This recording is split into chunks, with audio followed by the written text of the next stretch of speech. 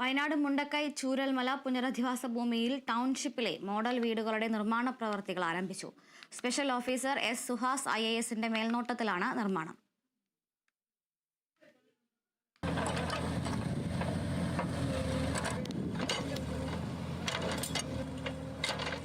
മുണ്ടക്കൈ ചൂരൽമല ദുരന്തമുണ്ടായി 9 മാസം പിന്നിടുമ്പോഴാണ് പുനരധിവാസ ഭൂമിയായ കൽപ്പറ്റ എസ്റ്റേറ്റിൽ വീടുകൾക്കുള്ള നിർമ്മാണ ജോലികൾ ആരംഭിച്ചത്. നിർമ്മാണത്തിന് മേൽനോട്ടം വഹിക്കുന്ന കിഫ്ബിയുടെയും കിഫ്കോണിന്റെയും നിർമ്മാണ കരാറുകാരായ ഊരാണികൾ ലേബർ കോൺട്രാക്ട് സൊസൈറ്റിയുടെയും നേതൃത്വത്തിലാണ് ജോലികൾ നടക്കുന്നത്. ഒരു മാതൃകാ വീടിന്റെ നിർമ്മാണം 3 മാസത്തിനുള്ളിൽ പൂർത്തിയാക്കുമെന്ന് നിർമ്മാണ ചുമതലയുള്ള കിഫ്ബിയുടെ ചാർജ് ഓഫീസർ അനിൽകുമാർ പറഞ്ഞു. 80 തൊട്ട് 90 ദിവസത്തിനകത്ത് ആ വീട് കംപ്ലീറ്റ് ഫിനിഷ് ചെയ്തെടുക്കുക.